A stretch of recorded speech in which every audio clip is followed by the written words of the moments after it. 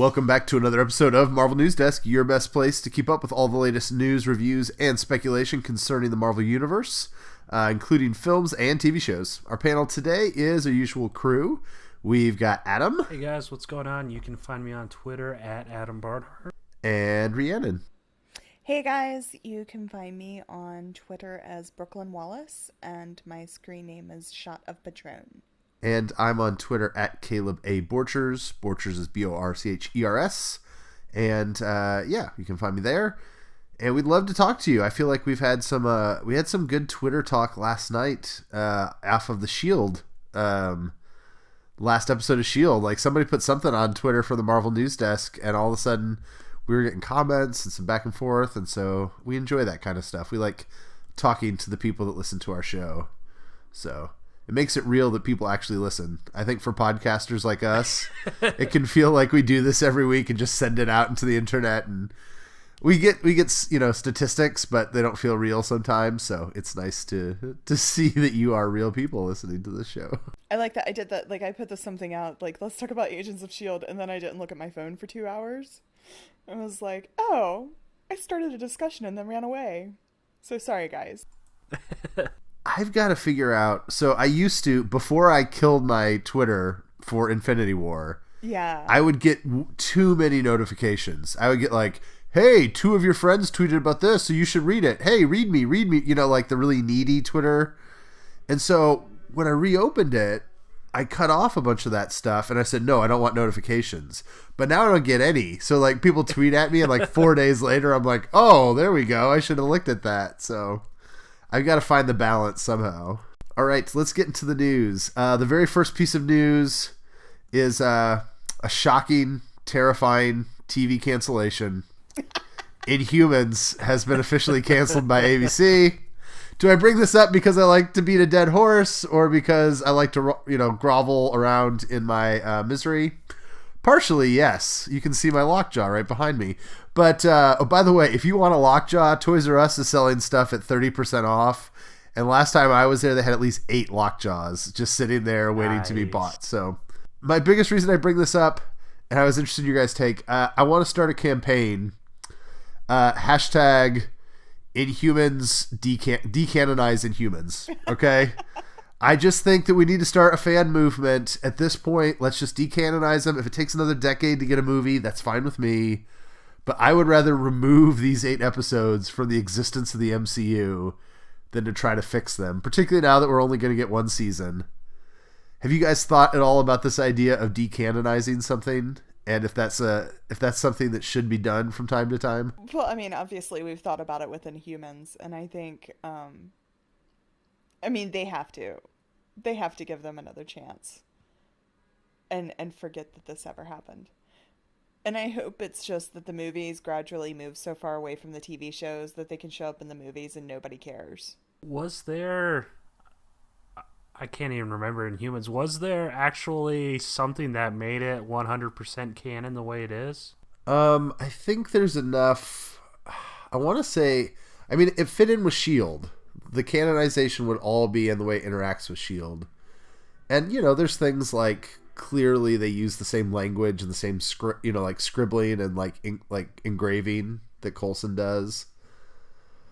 And there's the surfer guy talks about how the Inhumans are all over, so he knew that they were there, but it's not enough connection that we couldn't fix it. And the better part, Agents of S.H.I.E.L.D. has yet to say a single thing that acknowledges exists. So right, that's more important.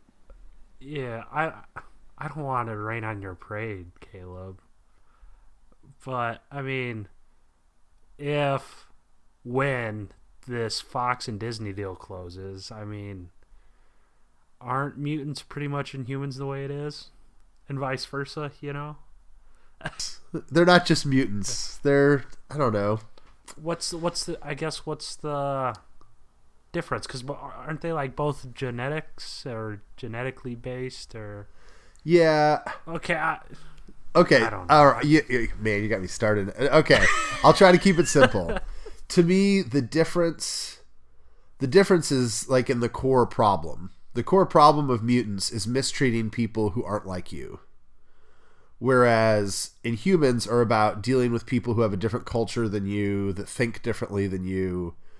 And it might seem like a nuanced thing, but I think X-Men does really well to talk about civil rights issues within a nation.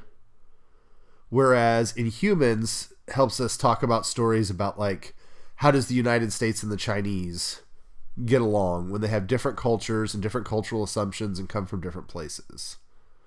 Right? So they're both about dealing with people who aren't like you, but it's a question of someone who shares your same culture, but something different, like the color of their skin or their sexual orientation. That works really well with mutants. Whereas Inhumans is, what about somebody who doesn't care about American values? Right? Like, how do you get along with somebody from a different nation that has different philosophical underpinnings to their society? And that's where I think they're a very different property. But yeah, I can see that they're all genetically different, and so that's the thing. Okay. Understood. I see where you're coming from. Yeah. I mean, I admit it's going to have to take a decade, because people are going to have to get this taste out of their mouth from this terrible show. You know, like... Well, actually, there's only, 800,000 people that ever watched it? It's true. That much? Well, I don't know. And what we saw between Spider-Man Homecoming and Amazing Spider-Man 2 is it does not take that long for the culture to get past something and forget something and move on. You know, like, right. You can reboot stuff fast. I think it's more, I just don't think Feige cares about the property, so. Yes. But, I mean, I also think that if they took it slow, and, I mean, I think it still could be a good TV show rebooted if they did it in the right hands. Yeah. Mm-hmm. I was going to save this for later, but some of this is budget. We had an Inhuman show that looked cheap. We've had an Iron Fist show with no dragon. And then I watched Legion this week, and they shelled out enough money for, like, Stuart Little dancing mouse. I mean, I don't understand. Like, that seems like that would be a very expensive thing to do. Did you guys watch Legion this week, or does that sound really random? I'm trying to remember. I did watch it. There was the version of David that had, like, the comb over that was, like, sitting at the desk sharpening his pencil. Yes. And there's music. Mouse, yes. And at one point, a mouse gets up on his desk and does, like, a little, like, song and dance routine while he watches. And I was like, FX has money for dancing mice? And we can't get enough money for a freaking dragon? Are you kidding me? Or even just good hair. I mean, they should not touch Inhumans until Medusa can have her hair. The one bad thing about this cancellation is I was desperate to see what they were going to do when shaving it off was not the only answer. You know, like, could they actually do a full season with the hair? And we'll never know. It'll be a question we'll always ask ourselves late at night when we're going to sleep.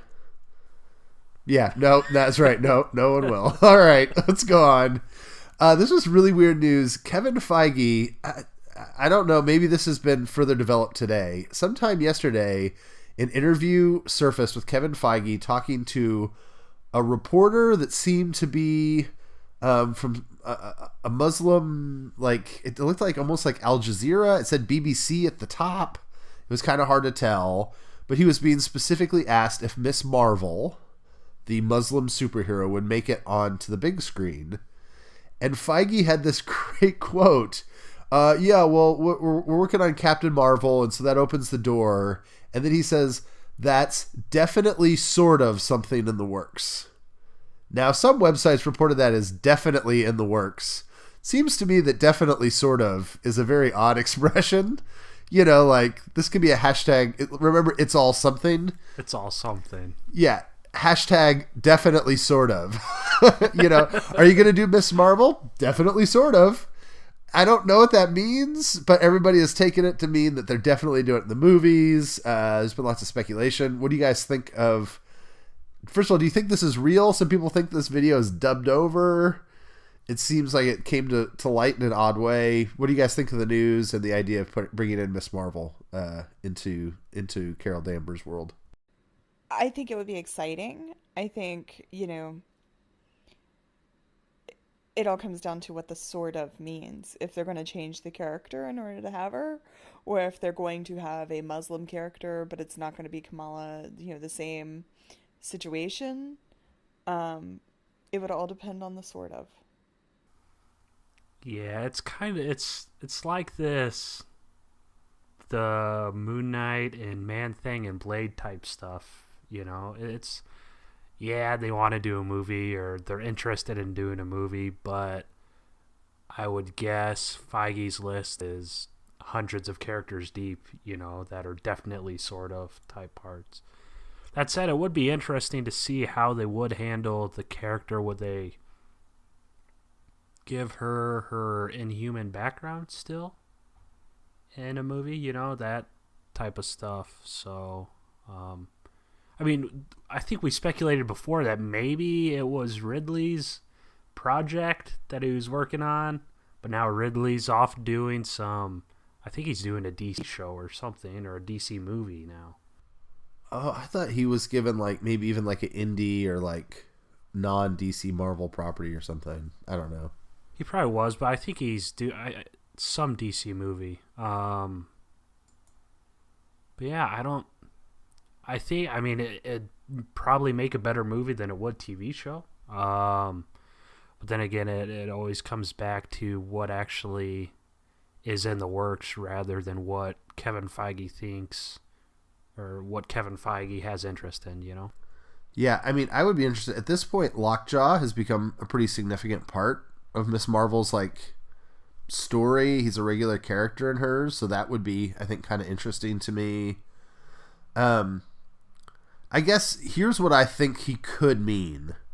I think we could get a post-credit scene in Captain Marvel of Captain Marvel coming back to Earth and all the fanfare about it and all the news coverage, and they just cut to a little Pakistani American girl watching TV and then be done, right? Just one shot of her looking up all hopeful at the TV and being finished, and it'll just feel to people who don't know the character as oh, she's inspiring this generation of young girls, and it would just be a positive moment, But for comic fans, we're oh, freaking out about her on there.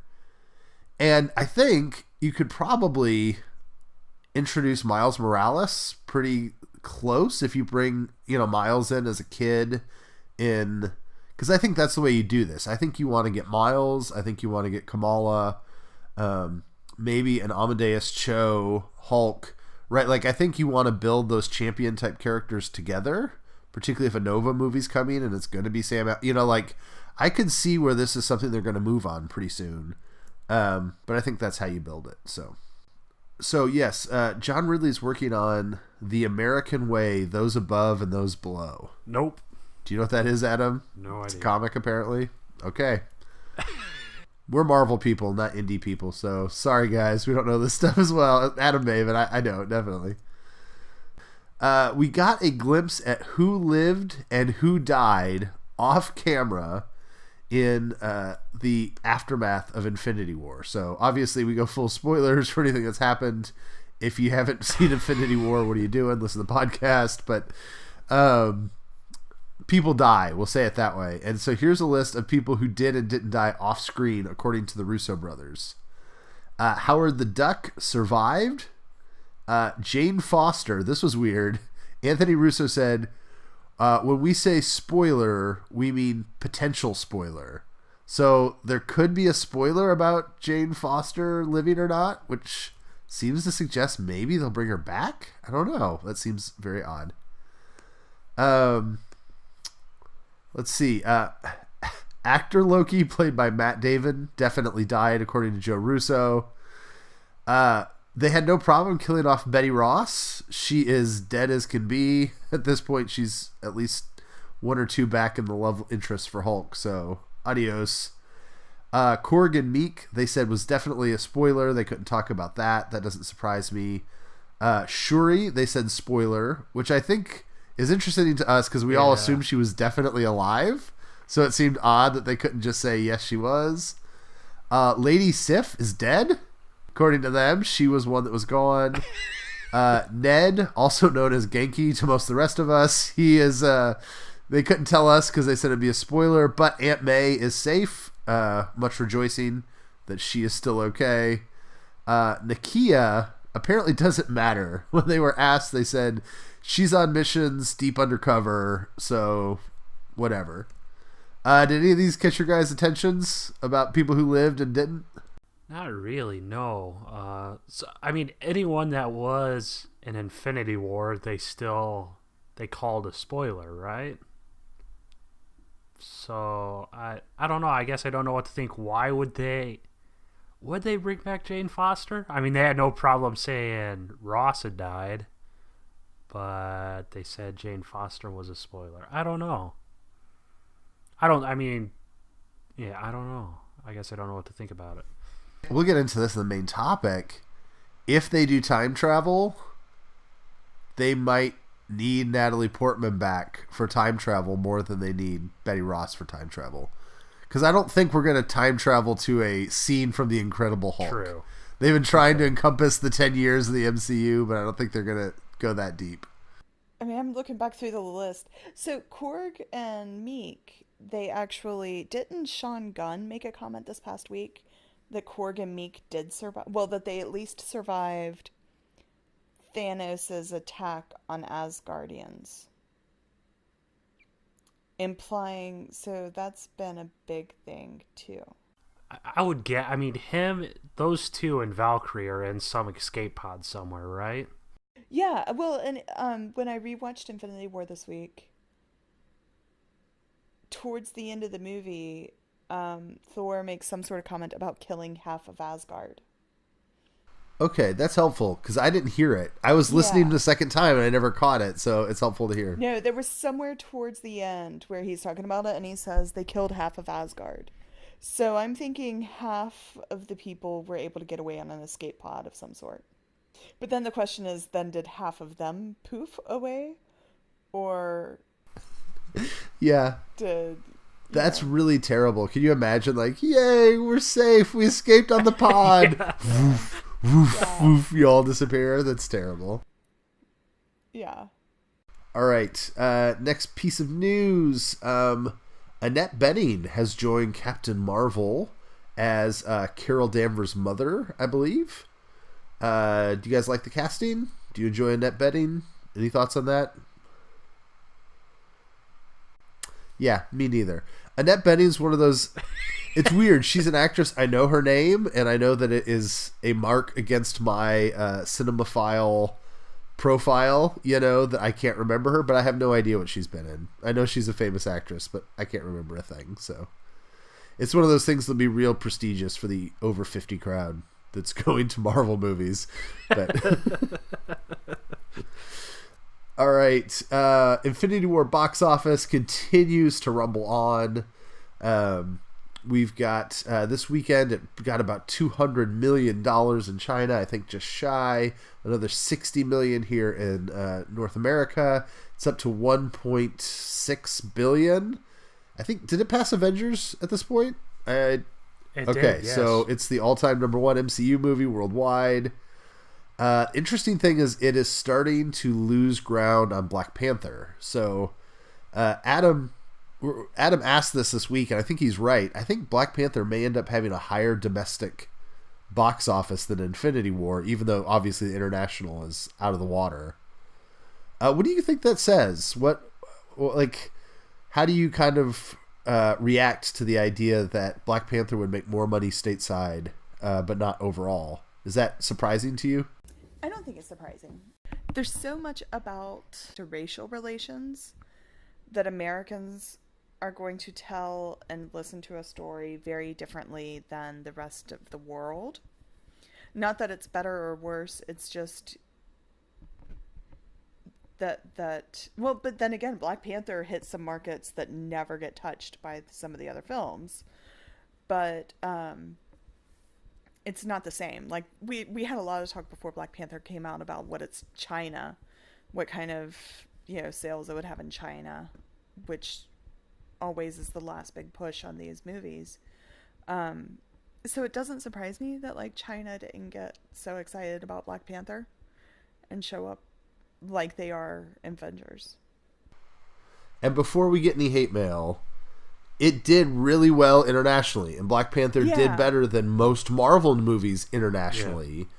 It's just the percentage over what other Marvel movies do was a much smaller percentage than the percentage over what most Marvel movies do in the United States. So, and I mean, like I was saying, a lot of that international, it was that they were hitting international markets that some of the Marvel movies don't normally hit. I don't remember what they were, but I remember there were some, weren't there like African countries and such that don't normally make any sort of dent in the box office, but Black Panther was a huge hit there. So it was just a different demographic. Yeah, I also think Deadline and those people reported Africa a lot more on Black Panther than they tend to do on other movies. I mean, with Black Panther, it made more. Yeah, it made more domestically than it did foreign. You know, that's an anomaly, right? I mean, it made 20 plus million, you know, more domestically than the rest of the world combined, which is insane. Yeah, the other way to look at it is percentage. Yeah. I think Black Panther is sitting about 51% domestic on their overall take. The only Marvel movie that is more weighted towards the U.S. is Iron Man 1. That was like 54%. But Marvel, since 10 years ago with Iron Man, every other Marvel movie has had a higher percentage come from international, higher from non-U.S. than Black Panther. So it is definitely the most weighted towards the American market in a long time. So, do you think Black Panther's success is going to make Captain Marvel have a better box office as well? I mean, I don't want to get too deep. I mean, this is an interesting question, I think, for Rhiannon, because I think some of it is how women perceive themselves versus maybe the way racial groups perceive themselves, right? Like, is it as a big of a deal to women to see this and to see it multiple times as it was obviously to African Americans? Like, are there enough female comic fans that have been so hungry for this that they can go out in droves and see it 3 times in a weekend, like we saw phenomenally happen back in February? I mean, I don't anticipate that kind of reaction. I hope that they create something and they get people just as excited as Wonder Woman, which you did have a lot of women, like, you know, going out, getting excited about it, going to see it multiple times. I mean, but Wonder Woman is a known, you know, you don't even have to know comics and everything, and you know Wonder Woman, you know something about her. So Captain Marvel, I think, is going to be a harder sell. They're going to have to do a whole lot to introduce this character and convince people to get in the theater initially. If it is going to be a big, you know, box office smash, I anticipate that it'll be a little bit more like Black Panther, where like it opens good and then word of mouth gets a whole lot of people going to see it for the weeks afterwards, where it grows a little bit after people see it. But who knows? Marvel, you know, they seem to know what they're doing. I think they'd be really smart to connect Infinity War and Avengers 4 and Captain Marvel closely. Like, if I'm them, I'm actually using some of that end credit scene from Infinity War in the trailers for Captain Marvel. Because, I mean, they do have, you talk about notoriety. I watched it, I went for a second time this week to watch Infinity War. When it was over, there was this mom and her son behind me who are the cutest thing in the world. Like, before the trailers before, we saw the Mission Impossible trailer, and he was like, isn't he too old to make movies? And her mom's like, Tom Cruise isn't that old. He's like, yeah, he is. Like, there was a debate about how old Tom Cruise was. But at the end of it, that Captain Marvel logo shows, and the mom goes, what was that? And the son goes, I don't know. And she goes, come on, you're supposed to know these things. And he's like, I don't know, I'm sorry, Mom. And so I turned around and it's like Captain Marvel. And it was like the Star-Lord scene with Korath at the beginning of Guardians 1. I was like, Captain Marvel. Captain who? And I was like, Captain Marvel. Captain America has a movie next year? No. Captain Marvel. It's a female character. It'll be their first female solo movie. And the mom goes, oh, I've never heard of that. And so, I mean, that's the hurdle that they've got to go, even with the Infinity War teaser, you know? And that's where, I mean, like, when you hear the name Black Panther, if you know absolutely nothing about the character, you could make a guess that the character is going to be not another white guy named Chris.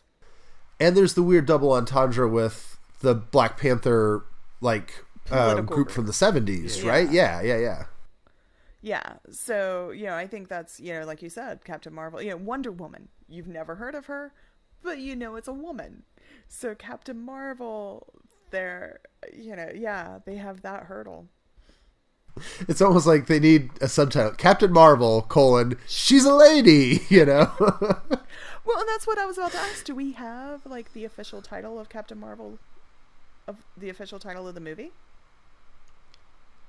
Or is it just Captain Marvel? I've assumed. I don't know.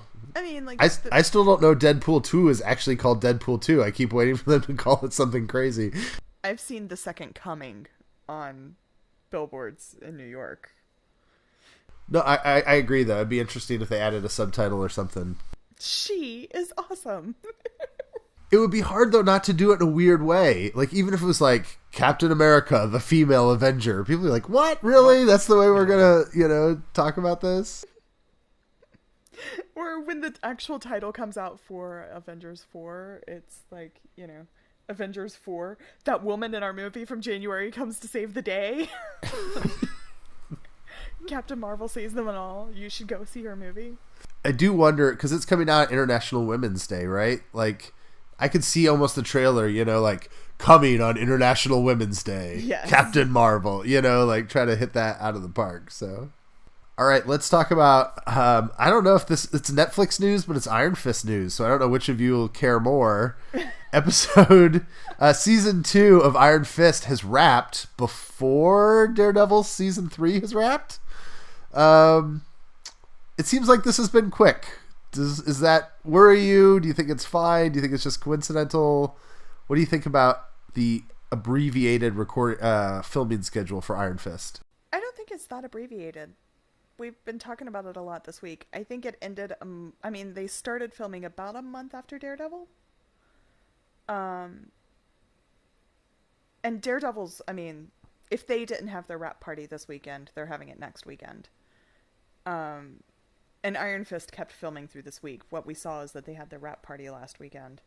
And actually, I have visitors in town that saw Iron Fist filming out in Brooklyn Monday or Tuesday. So, you know, they always film. And Finn posted something about his actual last day of filming being Wednesday or Thursday. So, I mean, they're not that far behind. And, I mean, if Daredevil doesn't have a higher budget than Iron Fist, I would be shocked. What are you doing? And a higher budget, yeah, one of the things you could do with a higher budget is take a little bit more time per episode. So if over a whole season Daredevil had another month of time to film, that doesn't surprise me. I don't think... I've seen somebody on the internet saying, oh, I think they, you know, Iron Fist probably only has 10 episodes or something like that. I don't think that's the case. I think it's just a little bit more budget so that they can put more time into Daredevil. Yeah, the only weird thing was, do you remember the New York mayor's office had put out that press release like a year ago, and they listed a number of episodes, and that number didn't evenly fit into what we know, and so our assumption was that there was going to be a few Iron Fist episodes that are going to be done after July 1st. Yeah, you're right. But that's the only weird part to me. And the New York fiscal year, yeah, I don't know. I'm not saying you're wrong. It's just the part that doesn't fit together. Well, but they've also started filming Punisher. Yeah. Like, that is definitely filming already. And I wouldn't be surprised if Jessica Jones starts filming really soon. Just as quickly as they made that announcement and how fast they seem to be moving on all this stuff. So, I I don't know if we can trust the numbers in that press release at this point, but... And we were always guessing on it anyway, right? We were always like, well, maybe it's a fiscal year. And like, we were always doing like advanced calculus to try to figure out what it meant. Totally. I just hope it's good, man. Those are my thoughts. I just hope it's good. I have faith in it. You know, they got a new captain for the ship, so... I mean, yeah, let's give it a shot and see what happens. If there's less episodes... See, I don't know. If there's too few episodes, we end up with Defenders where everything's just smashed together. Then if we end up with 13 episodes, it's long and drawn on. So I'm not sure there's a magic number. But I don't know what the reason would be to reducing the episode number, I guess. I think we just assumed it's going to be 13 episodes, right?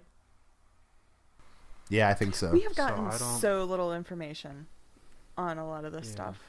We literally have not had any set photos of Daredevil throughout this whole filming. None. How does that happen? I guess they're indoors a lot. They were indoors a lot through this winter, but they weren't. I mean, they filmed in Midtown Manhattan this past week. So for those that don't follow me on Twitter or that didn't see it on Twitter, like, I was standing at my bus, or I was heading to the subway stop earlier this week, and there were film trailers there, and there's this skinny, polished guy smoking a cigarette, and then put it out and walked into Eldon Henson's trailer door. So he lost a lot of weight and looked really good. Oh, and it was Eldon? It was Eldon. Like, svelte. He was looking svelte, you guys. And then as I was getting over the fact that was him, like, Deborah Ann Woll walked right up and, like, into her trailer door. So I guess Karen isn't dead. I feel like svelte is the opposite of husky, right? If you have a kid that's overweight, you call him husky. If you don't want to call somebody skinny, you call him svelte. It's like real estate talk. It's a cozy house, which means it's small. I wouldn't call him like skinny, but he was looking very nice, very trim. So I guess let's make that the last bit of news connected to that is Jessica Jones. That hashtag show had 4 or 5 character profiles for character. Apparently they're already writing it. They're already starting the casting process, which again, these Netflix shows are going so fast compared to how they used to go. The characters, Adam, maybe you can help us. I think they're having trouble because Jessica Jones, like the last time they did this, they guessed a bunch, and they got Carl Malice, whatever. They got him right. But that's because he was the only comic character. Everybody else was a new creation. And so I think the guys over there are like, they have a hard time guessing who these people are because they're not comic characters. But there was a suggestion that there might be some kind of like wrestling group. This is like a comic thing. I don't know. Do you know what this is, Adam? A little bit. So they said that one of the casting calls or whatever was for the Power Broker, and he's kind of a wrestling club ringleader type guy. One of his hired hands or mercenaries or whatever you want to call him, one of his people is Demolition Man, which is like he wears like the Daredevil suit but has like Wolverine's mask, if you've seen that at all. I don't know, he's just like looks like a cheap Wolverine knockoff. So I'm not sure if they would involve that, or I would guess not, but yeah, it's insane that they're moving this quick. Casting breakdowns already. Is Luke Cage season 3 already confirmed? They probably have the writers' room together and all that, you know. So I don't. Yeah. They're cranking this stuff out. And in these casting breakdowns, they have some of them listed as a multi-year casting. So like they're already anticipating more seasons of Jessica Jones, or that some. Less likely that some of these characters will cross over into other shows. Yeah, it's so. We asked this week. I'll ask it to you guys on the pod real quickly. Is this pace devaluing these shows at all to you? Like, does it make you like? I don't know. I feel like when these Netflix shows first came out, it was like movie level events. You know, it was like, wow, we're getting new Daredevil, And now it's like, oh, we just got one of these 3 months ago. Like they're cranking so quick. It seems to cheapen it a little bit. Does it feel that way to you guys at all? Or how do you feel about the increased volume of the Netflix stuff? I definitely am not getting up at 3 a.m. to watch them anymore. Like regularly. Like, yeah, it's just a little less excitement. Yeah, agreed. I'll still watch it, but as long as they're palatable, if they're cranking out Daredevil season 15 and Iron Fist season 9 and they're 5-episode things that don't even make sense, yeah, let's pass on that. So as long as they're good, I wasn't too big a fan of Jessica Jones season 2, but I know I'm probably in the minority with that. So, I mean, as long as it's good. Because the second they stop doing all these, we're going to be like, man, I wish we had more Netflix shows. I'm starting to wonder, I think it could do a really good thing, though, is do an expectation reset. Instead of like, oh, this is the once or twice a year thing, it better be awesome. If we start getting 3 or 4 of these a year and they're kind of constantly cranking, and it becomes more like S.H.I.E.L.D., where it's something that's plentiful and that we're used to and that it's on a steady schedule, I think that it might lower expectations, but that may be good because one of them will knock it out of the park and we'll be like, whoa, this was really good and I was kind of expecting it to be average. Like I think lowering the expectations might actually be helpful because I think part of the problem Netflix hit was Defenders had to be Emmy Award winning TV to meet what we really wanted it to be, If there's a bad episode on the Flareoverse, nobody's complaining, right? It's like, yeah, we know this. With putting out enough TV, there's going to be bad stuff occasionally. Sure, yeah. All right, let's talk about Luke Cage. Keep it on the Netflix. The Luke Cage got a new trailer this week. I want to talk about that real quick. We saw Bushmaster. I got that right? We had a conversation about all the different Bush characters. Bushmaster is the bad guy. We got a little look at him for the first time and his Caribbean accent, a little bit of action, all that kind of stuff. What'd you guys think of the Luke Cage trailer? I thought it looked interesting. I mean, there again, nothing that just like got me excited, like, holy crap. But so far it looks good. Yeah, I thought it looked good. I guess nothing that really stood out. It seems like Reggie Cathy's kind of taking a mentorship role. Kind of. It seemed like he was almost taking over for Bobby Fish, but maybe I totally watched the trailer wrong. But yeah, it'll be interesting to see what he is since he's already passed away. Was that during? I don't think it was during filming, but it was shortly thereafter. But yeah, nothing really stood out, or I shouldn't say no criticism stood out. I mean, they had fire right out of the gate. That was cool. One of the things I liked, I felt like I got subtle hints that they listened to certain criticisms, and so. The one thing, he walks into the room with those guys and they all pull up their guns and he's like, come on guys, I can't be shot. And they're like, if you were us, you'd give it a try. And he's like, okay, but like we critiqued the first season, like after 10 episodes, don't people stop trying to shoot him, and so I felt like that was kind of a wink to that. And then my big fuss was always, why is no one ever trying to poison him or drown him or, do the things that would actually work? And it seems like Bushmaster has some way of disorienting him or poisoning or like we didn't exactly see what, but there's something that like gets at Luke so that like he did that kind of weird effect in the mirror, right? Where his head was in 2 places. It seems like they're going to do something with that. And we talked about how Diamondback was a crummy villain because his personality stunk. And Cottonmouth, I always felt like Cottonmouth had to die because he wasn't a physical threat to Luke. I thought that was getting boring as I watched it. Because I was like, Cottonmouth will talk all day long, but he can't do anything. Luke will walk into his office with impunity because he's not capable of fighting him. And it looks like, to me, Bushmaster could be a little bit of both. It looks like he could have some of the... He probably won't be as good as Mahershala Ali, but, I think he can have some of that villainous streak, but also have the physicality to take Luke on, which I think is good. And is he... It had to just be the editing, right? He's not actually going to break the fourth wall, is he? His little comment at the end, that was just edited really weird that it almost looked like, is he talking to us?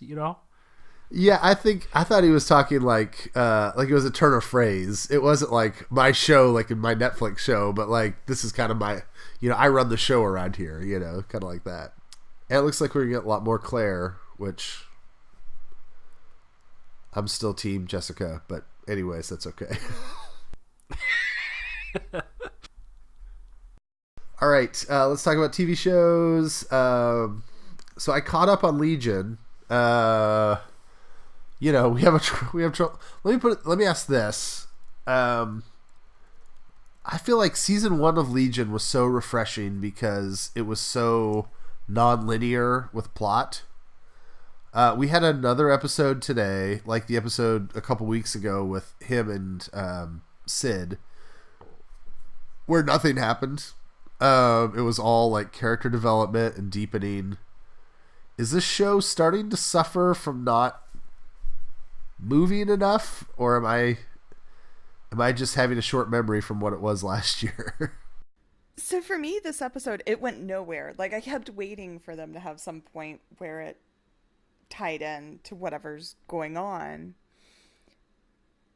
But I enjoyed it. Like, it was completely fluff. It, from what we know right now, had absolutely no... They could have thrown it in at any point. But I found it a nice, enjoyable... like in the comics, when they get to the big comic event numbers, or like, the 500th comic or something, when they do the one that just doesn't have any relation to the plot right now, but it's fun, and it gives you like a little bit of another view of what's going on in that character, or everything that's, or something that you never thought of, or a little alternate universe. It felt like that, and it didn't bother me because I enjoyed it. I love that twist where Shadow King turned his sister into Lenny. Yes. And what I loved about it is I think it brought some menace back to Shadow King. He was almost becoming too friendly with David. Yes. And it gave David really a reason to hate him again. I did enjoy, yet also did not enjoy, the return of like season 1 bald ghoul Shadow King, right? Like the horror Shadow King version. The reason I didn't enjoy it is all season long I've been watching this show at like noon at home when my kids are downstairs, so that I'm not watching at night, so it doesn't freak me out. And this weekend I was like, I can't get to it till later. I'll watch it Saturday night after my wife goes to bed. And so here I am thinking I'm safe in season 2, and boom, the horror stuff is back. And I'm like, thanks a lot, Noah Hawley. I'm not getting to sleep now. That thing, I don't know, it bugs me. I'm a wimp when it comes to horror stuff, so his little ghoulish self over there just, I don't enjoy. But anyways, that is really an aside no one cares about. All right, let's talk about Agents of S.H.I.E.L.D. Adam, what'd you think about Agents of S.H.I.E.L.D. this week? Good. Really good. I liked it. I didn't mind it. I think Deke really got his chance to shine. I liked it. We got the big Felinda moment that blew up Twitter. Because it was awesome. I mean, it was all right. But yeah, Papa Cassius is now, I don't know, I just thought that was kind of a weird tangent. Or what do you want to call it, a story arc or subplot or something, I think it'll depend if he comes back next week. True. So yeah, I didn't mind it. If he comes back next week, a lot of stuff's got to happen in one episode. But yeah, I didn't mind it. I like the the effects are awesome with the space stuff and the missiles and all that. So I wouldn't say it's my favorite episode of this season, but it definitely felt like it moved forward. And that preview, holy cow, that preview for next week was something else. But they're doing a really good job of feeling like everybody's coming into their own. I mean, Daisy waking up and getting out of everything on her own and coming and saving the day while Felinda has their makeout session. Deke, we have no idea how long we'll get Deke if the show's renewed, or if he'll survive next week, or what's going on. I think it's just really solid and good. I can't believe how anxious I am over this getting renewed. I mean, hopefully by the time people are listening, we'll know. The ABC upfronts are Tuesday at 4 p.m. Eastern. So theoretically, we'll find out about this by then. Maybe. There's no way they go into upfronts without announcing if S.H.I.E.L.D's coming back. So I have a theory that will be probably wrong by the time this podcast releases. My theory is they're going to move it to the Disney streaming service, but it's got to get cheaper to go to the Disney streaming service, so they're going to shed some cast members, and so they can't make the announcement yet because it will ruin the finale. Does that make sense? They're going to kill a few people in the finale so that they can get the cast cost to come down, and they can't be like, hey, this is coming to Disney streaming, starring, and only name 3 or 4 of the characters, and people are like, oh, what about the other 4 characters? And they're like, watch Friday, and that's the only reason that this is the only show we don't have announcement on. Again, that will be wrong by the time that this goes out, but yeah. Well, I mean, and they're following the Thanos plotline, so easily half of the cast could get poofed, and that's why the cost goes down. That would be terrible. Imagine if this is the last season of the show, and unlike Infinity War, where it's like, well, Avengers 4 is coming next year to fix this. What if it has the same ending as Infinity War, but then never comes back? So like the last thing you see is Fitzsimmons poofing, and then we're done. Well, okay, so how about this? What if they announce that it'll be moving to the Disney thing, but not for another year? So they all get poofed, or half of them get poofed, or all but, my guess is all but the originals. So we keep Fitzsimmons, Daisy, Coulson, May, but like Deke, Yo-Yo, Mac get poofed. And there's nothing for the whole other season. And then whatever happens in Avengers 4 lets us have another season of S.H.I.E.L.D. Yeah. But that would still be rough. Like, see you in September of 2019. Yeah. Yeah. I really enjoyed that we got... I think they're doing better and better jobs giving us these cool comic-y moments. Like when Quake realizes what's going on and she, like, breaks her own, like, little disc on her forehead. I thought that was awesome. I had a really good time. The Melinda kiss behind the shield. Like, it should be corny, but it's great. And I feel like they finally paid off. Adam, remember we had talked about you didn't love how the line reading went when he said that he loved her, or she said she loved him, and I thought that would shut you up. I feel like that was merely set up for the payoff here if he kisses her and is like, I thought that would shut you up. I thought that was a brilliant, like, script callback, so... I don't know. I had a lot of fun with it. I enjoyed it, and I'm excited to see where we're going. The other thing that struck me, did the Graviton scene just feel like it totally pulled from X-Men 2? I mean, maybe it's a while since you've seen X-Men 2, but there's a scene with Magneto when he's picking up Pyro at like a suburban house, and the cops surround the house, and then Magneto comes up and like lifts up their cop cars and smashes them. The guy's like, are they just like blatantly ripping off this movie at this point? Our main conversation. So we've gotten through TV shows, we've gotten through all this other stuff.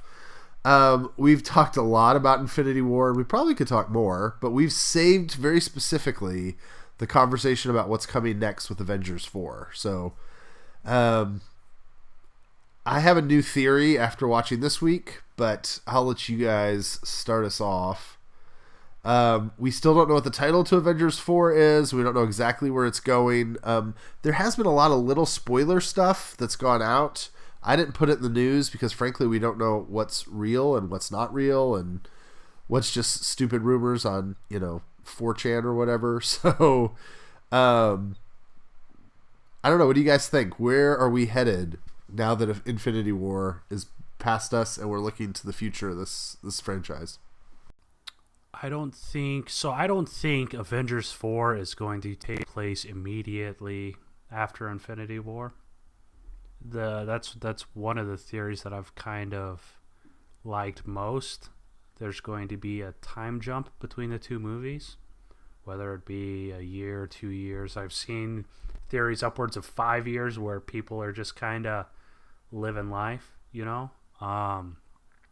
that Gwyneth Paltrow? I did, yeah. For people who are concerned about spoilers for Avengers 4, this is a really, really small spoiler. So just, if you want to skip the next 30 seconds, go ahead, Adam. So, yeah, so that's why would she reveal that they have a kid? So I think that's kind of what most people anticipated would happen, especially after that whole bit in Infinity War.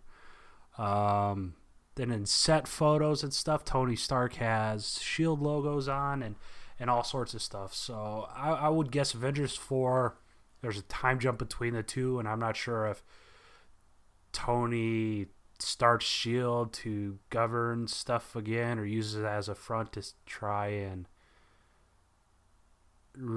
undo what Thanos did, I guess. What if he went all Norman Osborn on us, and it's like Dark Reign, except for Tony is the one who's in charge? Okay. Plot-wise, I have no idea what the heck they're going to do. You have all sorts of rumors and spoilers, and there's time travel, and there's no time travel. It's actually barf instead of time travel. So plot-wise, I have no idea. I read something where this guy apparently found out that Nebula fights herself past version. So plot-wise, I have no idea, I suppose. I have plenty of stuff I want to happen. But yeah. I guess those are my initial A4 thoughts. And I have no idea what it's going to be called. No idea whatsoever. I think it has to be time travel backwards in some way. I think we'll have more clear thoughts after Captain Marvel when we see what that brings to the universe. I'd be really interested if Ant-Man and the Wasp shapes as well, I think it'll be interesting to see how Ant-Man and the Wasp ties in, is it going to tie in at all, or do you think, obviously there's some quantum realm stuff, maybe the whole movie takes place before Infinity War? Because that'd be a bummer if at the end, people start poofing in Ant-Man and the Wasp as well. Or they create a technology that doesn't obviously help, but like that tech is going to help them in Infinity or Avengers 4. So like an anti-poofing device? An anti-poofer. They're going to break into that Legion, like there was that closet of special devices where apparently you can like put somebody's DNA into a gun and turn someone else's body into their body. Yeah. Apparently there's all sorts of little devices available at Basket Man's headquarters. I think Captain Marvel is going to tie in bigly to both Infinity War, to Avengers 4. Just story-wise, so Fury's known all along that Carol Danvers is out there. Why has he never called her? What makes this threat different than the Chitauri? As soon as the Chitauri started attacking, they didn't know the results. What makes this so much more dangerous than something like that Fury would rush to call Carol Danvers in? Maybe he didn't know she was still out there. Maybe there'll be something where he thinks she's dead or thinks she's unavailable, and she only recently made contact. So she wasn't an option during the Chitauri attack. All right, so here's my thought after watching it a second time. You guys can tell me if this makes sense. So we're told by Strange that there's such a thing as alternate futures, right? So he goes through 14 million alternate futures. But that leaves the assumption that they all have the same present, right? So there's 14 million alternate futures, but in all of those alternate futures, the MCU as we know it is part of their past. Still following me? So what if we never get back the people who die? What if the poof people never come back, but they go on a multi-dimensional road trip to scoop up Black Panther and Scarlet Witch and Star-Lord from alternate futures, but they pick them up close enough to the poofing that they're effective replacements because they have the same history, right? Like if you pick up a Scarlet Witch from an alternate future just a couple of seconds after the snap, she's functionally no different than the Scarlet Witch that you lost. And maybe it's the snap disappeared different people in different futures, or maybe the snap was delayed in other futures, or whatever. And so we never those people are actually dead. That Spider-Man never returns. We're just going to replace him with a Spider-Man from an alternate future. And then the whole movie is dimension hopping. It's exactly like the Rick and Morty episode where they replace. Remember that where they replace themselves as the Rick and Mortys from another era or whatever, and like that was so dark and twisted. But like it would be really interesting to me if they just like kidnapped Spider-Man, from another dimension and just added him into our universe, and that way the deaths stick. Like that movie is not undone. It is not. It's not like, oh, we saved him, we put him back into existence. It's like, no, he really died, but in another universe he didn't, and we grabbed theirs, and now we're intergalactic kidnappers. That Avengers Intergalactic Kidnappers is sounding like a terrible title. I think these are good ideas in my head, and then I share them out loud, and they sound really stupid. I mean, the second they open up something like the multiverse, I have no faith we'll ever get the Defenders in a movie, I really like that idea though. Do you think people could handle a multiverse? Like, could they handle like, hey, this is an MCU movie, but it's multiverse universe 686 instead of 1616 or whatever? Like, could people deal with that or no? I think if they ever opened up the multiverse, I don't think they would even. I mean, I think there would still be the MCU proper. But then you have stuff like Legion or the Netflix shows or Agents of S.H.I.E.L.D., I mean, it might not be in the main continuity, or it might be on Earth 2 or Earth 3 or something, I don't think they would expect us to keep track. I hope not. All right. There's something else I wanted to run by you guys. This week, Bob Iger was asked about if they were still going to make Avengers movies, which to me was an odd question. Of course they're going to make it. Like, I didn't know that was a question in anybody's mind, but apparently some people thought Avengers 4 could be the end.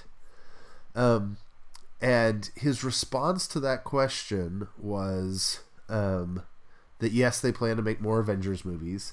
And he said, we meet on a regular basis with our Marvel team, and we've plotted out Marvel movies that will take us well into the next decade, Iger said, adding, I'm guessing that we will try our hand at what I'll call a new franchise beyond Avengers. Any guesses what Bob Iger means about a new franchise beyond Avengers? I've always assumed that Avengers 4 was the last one.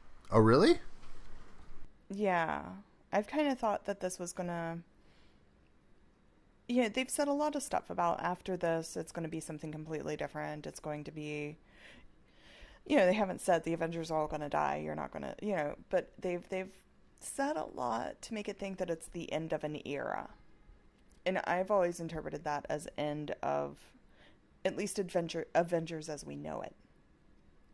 And Yeah, if that means that they're going on to Novacore, or if they're going on to, there's been a lot of talk about them going cosmic and doing stuff like that. So I don't know what it's going to be, but it doesn't surprise me. How do we define franchise? Because, technically wouldn't, like, the Black Panther trilogy be its own franchise? Are we talking about just, like, a new character, or, like, is the Avengers group in the Avengers spinoff movies, Iron Man, Thor, Hulk, and Captain America? Is that all one franchise? I guess, of course they're going to have new characters and new solo movies and all that stuff. But did he mean they're going to do, like, the Ultimates? Or did he mean they're going to do some other big group? I don't know what another big enough group would be. It's really the Avengers. So I don't know. Yeah, because I had always assumed there'd be an Avengers 5, and it would just be Black Panther, Doctor Strange, Ant-Man, Falcon, Spider-Man, it would just be a different crew of people.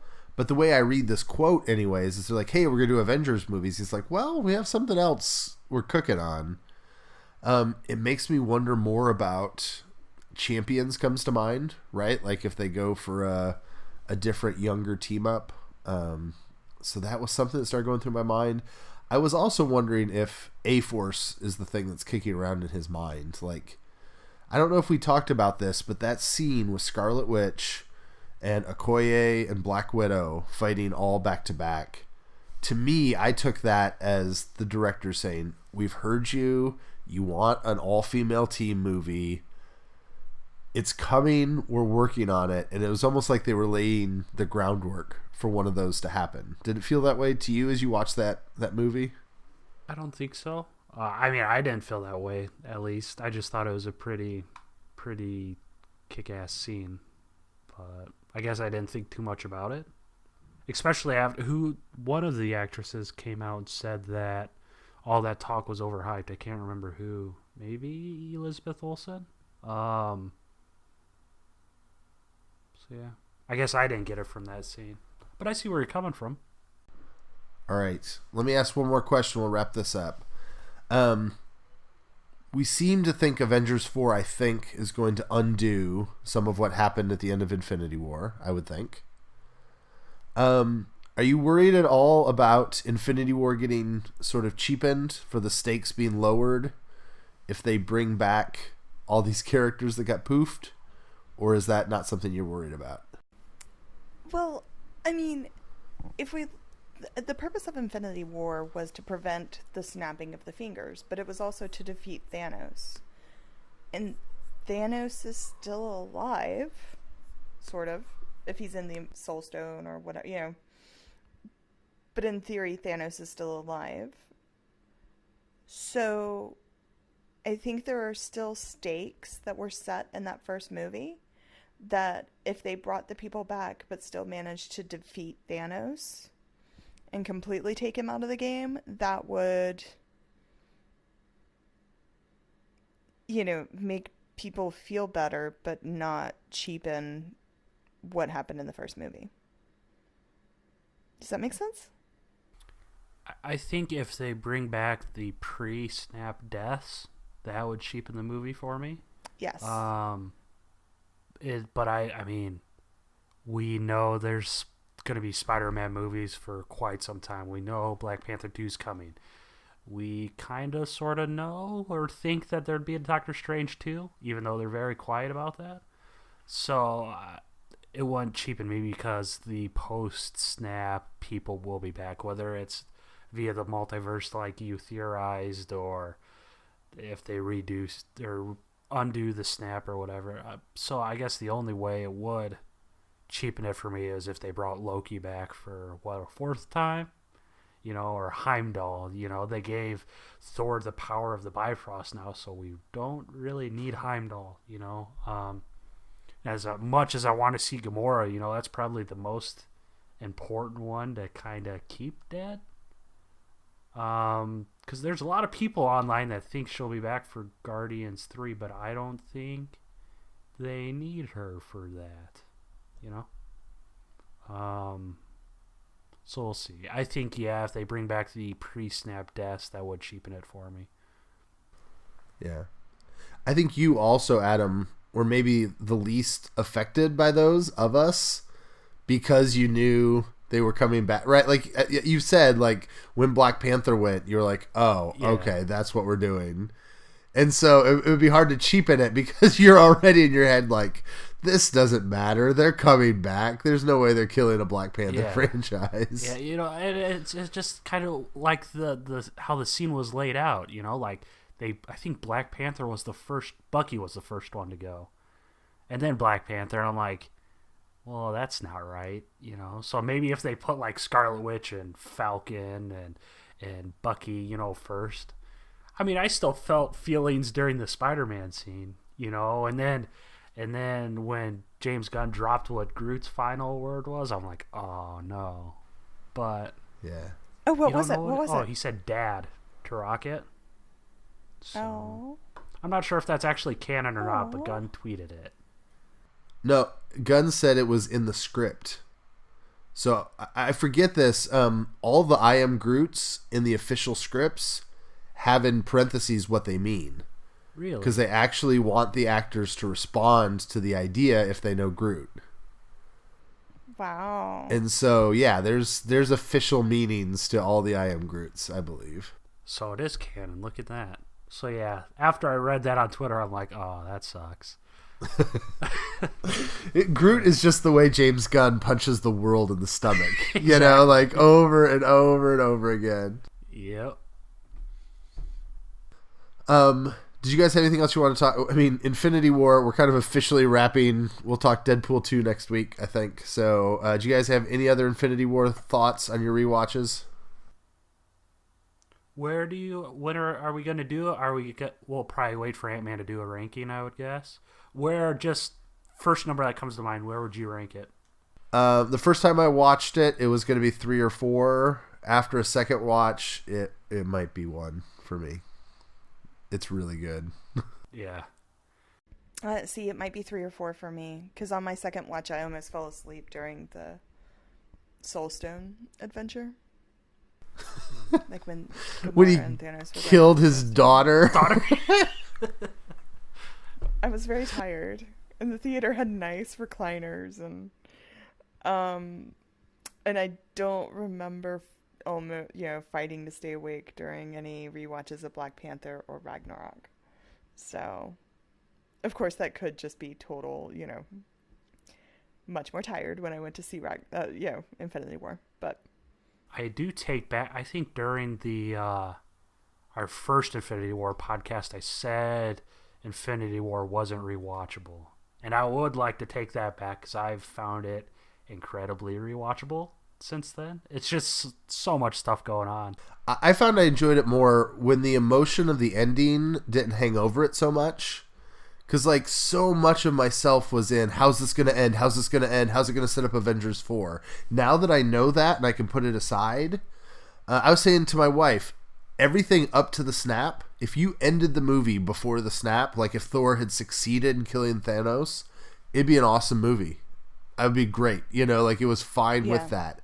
And then the ending just throws it to a completely different place, And so I thought that was good. I did re-end and think of, you were the first one I heard say, if he could kill half the universe, why doesn't he just double the size of the universe? Yeah, I can't remember somebody else originally had that idea, but I shared it.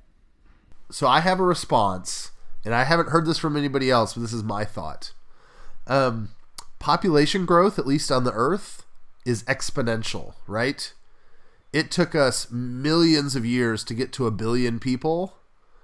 And then we got much quicker to 2 billion and even quicker to 3 and quicker to 4 and quicker to 5 and quicker, right? Like the population growth just almost goes straight up at some point.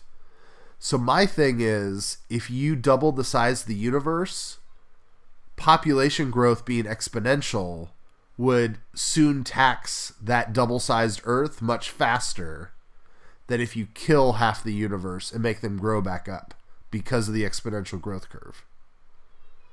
So it's just how long you kick the can down the street. Does that make sense? I mean, and theoretically, Thanos is still alive. He still has all the stones. He can come back and snap every time. That's true. Yeah, but I mean, he'll die at some point, so I think it's how long he gives the universe to correct. But also, if you make the world... so the end of that movie reminded me of like a bad Christian Rapture movie. Have you guys ever seen like Left Behind with Kirk Cameron? I'm sure this is something that I have seen that no one else is bothered with. I have not seen it, but I know the concept of Revelations. Yeah. The idea of the rapture is the idea that like people disappear and go to heaven, right? Yeah. But the thing is, it creates chaos. Because like we see in the movie, half the world's airplane pilots die. And so there's planes dropping out of the sky. There's ambulances that don't have doctors anymore. There's surgeons who are mid-surgery getting poofed. And the guy on the table is, like horrifying things like there's kids with their dad camping and then dad disappears and they're eaten by bears, right? Like this disappearing half the people in the universe. I mean, it's terrible. Like you think about like a baby at home with a single mom and mom gets poofed by Thanos' fingers, that baby starves to death, right? Like the response of killing half the universe isn't just half. It's also all sorts of like collateral damage that happens after the half. But it also disables your medical community. It disables your infrastructure. It disables your technology. Half of the cancer doctors in the world who are working on a cure disappear and the research goes with them. Right? So like you're not just cutting half the population, you're also like cutting out the knees of all kinds of things that help keep people alive. So you're really stretching out how long it'll be before the world gets back to that point. And so that's why I think it's more effective than doubling the world. It's terrible, but I think that's why you kill half instead of doubling. Yeah. In Stephen King's The Stand, because it's one where there's disease and it kills like 99.6% of the population.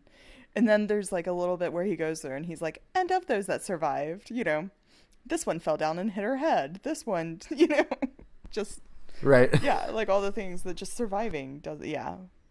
So that's a good point. Anyways, I was working that out in my brain this morning and just had to share it to make it worth the time I did it. All right. I'll go real quick through our mailbag. If you want to reach the show, we'll tell you how to do that in just a minute. Alvin on Twitter had said that he liked Infinity War. His complaints were that there was no Cap and Tony scene, which I think is coming. There was no Star-Lord on Earth, which I don't know if we are going to get. And he did not love Thor's new eye. Did the eye thing... I was just thought, is the eye thing weird to you? No. We're taking away the eye. We're giving back the eye. It just seems like it's a weird thing to do back and forth like that. But to me, it was kind of payoff for Groot's collection hobby. Like, Rocket's body collection? Rocket's.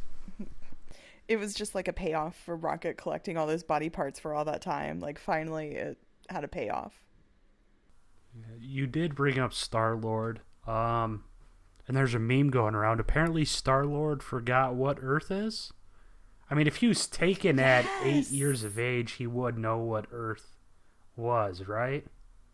Yeah, there's that meme going around that he didn't know. He knew Earth as Terra, and he's like, "No, I'm not from Earth. I'm from Missouri." It just seems kind of weird that he was taken. I can't remember. What is 8 years old? First, second grade? Third grade? Third. Yeah, 8. Yeah, very correct. 8. Most kids turn 8 during second grade. So they know what Earth is, right? Yes, I believe my daughter. I can go ask. That would be interesting. But yeah, I'm hoping my daughter knows what Earth is. I just thought that was very unique that he apparently forgot what that was between 8 and 30... something, Yeah, that was kind of bizarre. Dave on the website was lamenting that he killed all the dwarves and not just half the dwarves. I feel like the half rule is not a strong rule, right? Like Thor can kill as many folks as he wants to whenever he wants to. So. Thanos can. I mean, Thor could too, but yeah. Did I say Thor? It's been okay. So Chris left us lots of good stuff on SoundCloud. He said he did feel like this movie felt different. Oh, we were talking last week about the like that they did the whole like mass of aliens attack again, and he was just saying that it feels a little bit different, and he thought a big difference was that they had those they had the boss level characters, like they had the Black Order as sort of an additional threat on top of the army of robots/aliens, and I think that's true. I think that was helpful on that. All right. He also mentioned, Adam, that he doesn't say Clint, he says Control at the end of that scene. That's what he thought. So we're trying to figure out who Fury's calling it Control, right? Yes. All right. I think that's all the mailbag I've collected for now. My apologies if I've missed something along the way. Next week is Deadpool week, so it will be a change of focus for us. I think that's good. I think we have done Infinity War to death, but it's been fun. Thanks for listening to the podcast. You can interact with us a lot of ways. You can send us messages on Twitter via @MarvelNewsDesk. You can also communicate with us via SoundCloud or the MarvelNewsDesk.com posts that we put up. If you want to support the show, give us $1 a month over at patreon.com/MarvelNewsDesk. You also get access to our special film ranking episode there, which is available only to Patreon supporters. It also gives you access to some of our videos early, like the Road to Infinity War Supercut. Like us on Facebook at facebook.com/MarvelNewsDesk, or support us on YouTube. You can do that by subscribing at watch.marvelnewsdesk.com. You can also help the show be more visible if you give us a 5-star review on iTunes. But the number one thing you do every week, which we really appreciate, is that you listen to the show and you tell your friends about it. Thank you to Tim Cox for our logo. You can find him on Instagram at TimVCox, and to Alvin for our wonderful theme music. He is on a variety of social media platforms at the Skull School. I think that does it for this week, and we appreciate you guys listening, and we'll talk to you next week. Bye.